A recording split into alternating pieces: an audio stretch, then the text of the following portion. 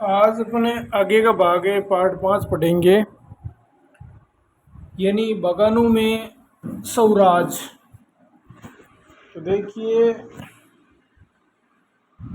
बगानों जो बागान है उसमें स्वराज कैसे प्राप्त होती है उसके बारे में पढ़ते हैं।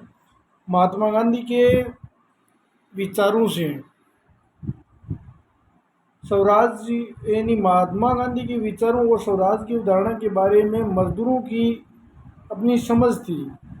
तो महात्मा गांधी के विचारों से वो प्रभावित थे और स्वराज्य की प्राप्ति की जो उसकी धारणा है वो भी थी। वो किससे, महात्मा गांधी से ये भावना जुड़ी हुई थी। असम के बागानों में मजदूरों के लिए आज़ादी का मतलब ये था कि वे चार दीवारियों से जब चाहे आ जा सके। तो वहाँ पर अंग्रेज़ों ने बागानों को मतलब जैसे चाय के बागान है, कॉफ़ी के बागान है, तो इस तरह वहाँ पर पाबंदी थी। तो असम जो आप कह सकते हो कि पहाड़ी क्षेत्र है और आदिवासियों का है ये, तो वहाँ पर उन पर पाबंदी थी। तो वो क्या चाहते थे कि हमें यानी जब चाहे आ जा सकते हैं, इनमें उनको बंद करके रखा गया था। तो अंग्रेज़ों ने क्या कि पूरी तरह से वहाँ पर पाबंदी लगा दी थी, उनको कहीं जाने नहीं दे रहे थे। इनके लिए आज़ादी का मतलब था कि वे अपने गाँव अपने गाँव से संपर्क रख पाएंगे। तो अपने आसपास के गांव है उससे वो संपर्क करना चाहते थे। अब देखो, 1859 में इंग्लैंड इमिग्रेशन एक्ट, ये इम्पोर्टेंट है यहाँ पर। ये जो एक्ट है, इस एक्ट का क्या नाम है देखो, 1859 में इंग्लैंड इमिग्रेशन एक्ट के तहत बागानों में काम करने वाले मजदूरों को बिना इजाज़त बागानों से बाहर जाने की छूट होती थी। देखो ये इम्पोर्टेंट है यहाँ पर बहुत ही, कि 1859 में इंग्लैंड इमिग्रेशन एक्ट बनाया था अंग्रेजी सरकार ने। तो वो बागानों में काम करने वाले मजदूरों को बिना इजाज़त बागान से बाहर जाने की छूट नहीं होती थी। यानी किसी को भी इस एक्ट के तहत गिरफ्तार कर सकते थे, कोई भी इस एक्ट के तहत बाहर नहीं निकल सकता था। इस एक्ट का नाम है इंग्लैंड इमिग्रेशन एक्ट। कब पारित हुआ? 1859 में। यानी कि कोई भी मजदूर है, अगर वो बागानों में काम कर रहा है तो बिना पूछे अंग्रेज़ों को वो बाहर नहीं जा सकता है। और ये इजाज़त उन्हें विरले ही कभी कभी मिलती थी। अगर कोई ज़रूरी काम है और वो जाना चाहता है तो अनुमति लेकर ही जाएगा, कभी कभी उनको ये छूट मिलती थी। जब उन्हें यानी जब उन्होंने असहयोग आंदोलन के बारे में सुना तो हजारों मजदूर अपने अधिकारियों की अवहेलना करने लगे। जब महात्मा गांधी ने असहयोग आंदोलन जो प्रारंभ किया ना, उसके बारे में वो सुने तो मजदूर है वो अंग्रेज़ों की जो नियम है उनकी पालना नहीं कर रहे थे।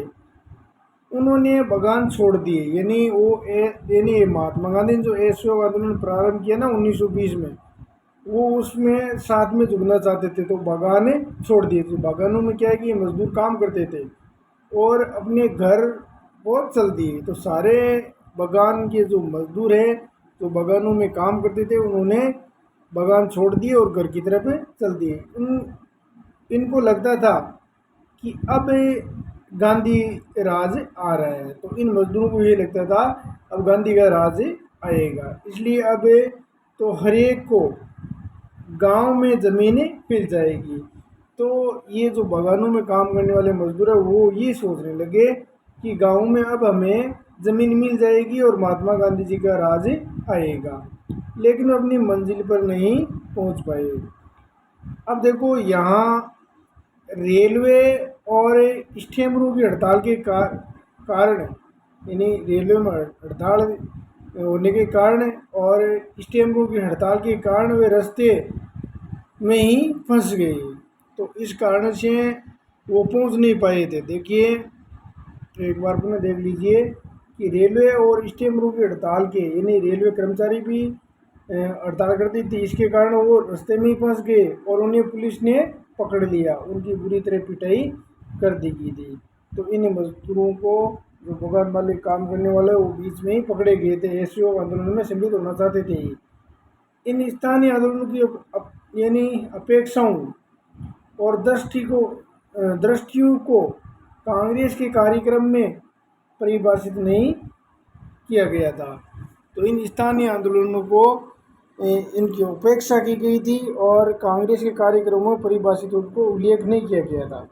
उन्होंने स्वराज शब्द अपने अपने हिसाब से अर्थ निकाल लिया था। तो ये इतना नहीं जानते कि स्वराज का क्या अर्थ है। तो वो अपने अपने यानी अपने अनुसार इन्होंने गढ़ दिया कि अपन को क्या है कि आज़ादी मिल जाएगी, ज़मीन मिल जाएगी, अपने अपने अनुसार इन्होंने स्वराज का अर्थ ले लिया। इनके लिए एक ऐसा युग द्योतक था जब सारे कष्ट, सारी मुसीबतें ख़त्म हो जाएगी। तो ये मजदूर ये चाहते थे कि अपन के सारे कष्ट दूर हो जाएगी और सारी मुसीबतें वो ख़त्म हो जाएगी। फिर भी जब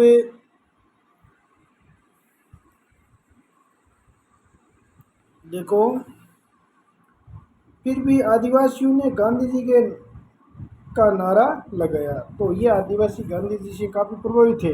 उन्होंने गांधी जी का नारा लगाया, स्वतंत्र भारत की हुंकार भरी कि भारत को आज़ादी दिलाएंगे। और एक अखिल भारतीय आंदोलन से भी भावात्मक स्तर पर जुड़े थे। तो उनकी भावना इन भावात्मक रूप से इस आंदोलन से वो जुड़े हुए थे। कौन? बगान के जो मजदूर थे वो। जब वे महात्मा गांधी का नाम लेकर काम करते थे या अपने आंदोलनों को कांग्रेस के आंदोलन से जोड़कर देखते थे, तो वास्तव में एक ऐसे आंदोलन का अंग बन जाते थे जो उनके इलाके तक ही सीमित नहीं था। तो या तो महात्मा गांधी या कांग्रेस से जुड़कर ये अपना ऐसा सोचते थे कि अपना इलाका काफ़ी यानी दूसरी जगह पर भी विस्तारित है ये। तो इस तरह उन्होंने असहयोग आंदोलन में उन्होंने हिस्सा लिया और गांधी जी की तरफ से ये प्रभावित था। आगे देखिए आप, ये देखो जो आपको चित्र दिखाई दे रहा है ना, ये देखो चोरी चोरा घटना हुई थी 1922 में। एग्जैक्टली रहते ये 4 फरवरी, ये हुआ था 4 फरवरी। तो 4 यानी 4 फरवरी 1922 में कहाँ पर हुआ था? ये उत्तर प्रदेश में ये हुआ था। ये आपको ध्यान में रखना है। और ये घटना हुई थी, देखो गोरखपुर के उत्तर प्रदेश में स्थित चौरी चौरा में जब बाजार से गुजर रहे एक शांतिपूर्ण जुलूस पुलिस के साथ हिंसक टकराव में बदल गया था। यानी जो असहयोग आंदोलन में जनता जो शांतिपूर्ण जुलूस से निकाल रही थी वो क्या है, हिंसक हो गया था। और इस घटना के बारे में सुनते ही महात्मा गांधी ने असहयोग आंदोलन रोकने का ऐलान किया। यानी इस घटना का मतलब क्या है कि एक जुलूस निकल रहा था, उन जुलूस ने, इस भीड़ ने क्या किया, एक पुलिस थाना था, इस पुलिस थाने को जला दिया गया था। लगभग यहाँ 22 पुलिसकर्मी को जिंदा जला दिया गया था। तो इस कारण से गांधी जी ने ये जो असहयोग आंदोलन है वो क्या है, वापस ले लिया गया था, क्योंकि वो नहीं चाहते थे कि हिंसा हो। तो यहाँ पर हिंसा होने की वजह से गांधी जी ने जो 1920 में असहयोग आंदोलन प्रारंभ किया, वो चोरी चोरा घटना के बाद में ये आंदोलन है वो वापस ले लिया था। ये आपको याद यहाँ पर रखना है। तो कहाँ पर हुआ था ये? गोरखपुर और चोरी चोरा स्थान पर। और 22 पुलिसकर्मी यहाँ पर जिंदा जला दिए। कब हुआ था? 4 फरवरी 1922 में। आगे अपने कल पढ़ेंगे। धन्यवाद।